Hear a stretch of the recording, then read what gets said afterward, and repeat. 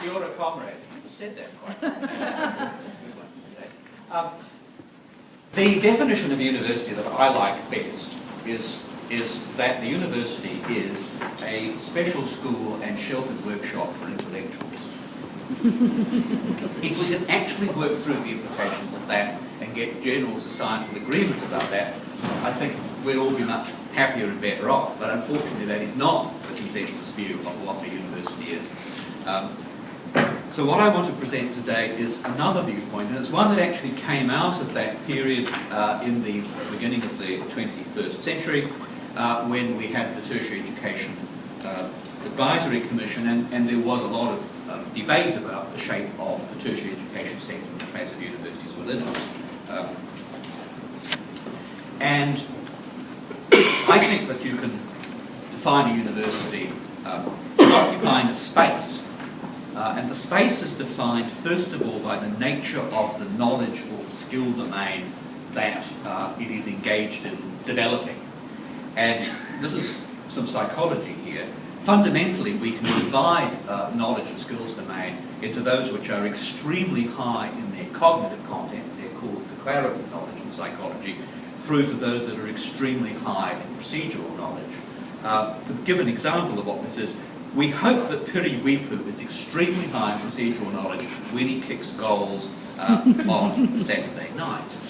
We also hope that the ref, Sunday night, we hope that the ref is very high on declarative and cognitive knowledge so that he gives yellow cards rather than red cards by correctly interpreting the rules of the game. So that's kind of the knowledge development process that education generally, from the cradle to the grave, is actually involved with. Our part of this is a longer dimension of increasing difficulty and complexity. So universities and tertiary education generally are up this complex and difficult end. And our job lies in this space where fundamentally we are at the high end of the spectrum in terms of complexity and difficulty, and we are biased towards the cognitive declarative rather than procedural. So to give you again an example of the anchor points, this corner here is the kind of knowledge development we see in Stephen Hawking, who, despite severe paralysis, is kind of pure intellect as an astrophysicist and a cosmologist. This corner here could be exemplified by, say, a professor of music who is not only an amazing artist and able to perform their music, but has deep scholarly knowledge about the art that they are a practitioner of. Or another example of this corner would be a brain surgeon. You'd hope, when they're fossicking about inside your skull, had both great dexterity and a deep knowledge of the brain's anatomy and physiology. So we as an institution, or universities generally, need to occupy somewhere in this space. Does this definition give us some ineluctable way of drawing a conclusion about what a particular university or Canterbury as a university should look like? No, it doesn't, and I don't believe any definition of a university really helps you very much with that. Because I think each university will work out this space, its position in this space, in response to a whole set of factors.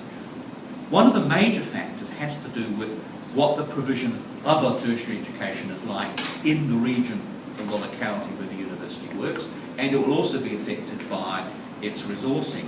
But a metropolitan university that aims to be comprehensive in its offerings and which doesn't have much other competition for that delivery of that kind of education might move this boundary relatively sort of this way.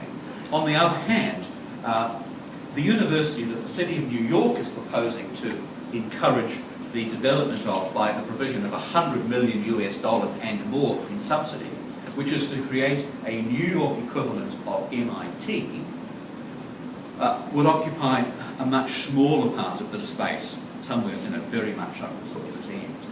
And I mention MIT specifically because the spectre of the Vice-Chancellor's vision of Canterbury as a kind of South Island pale imitation of MIT has haunted many people.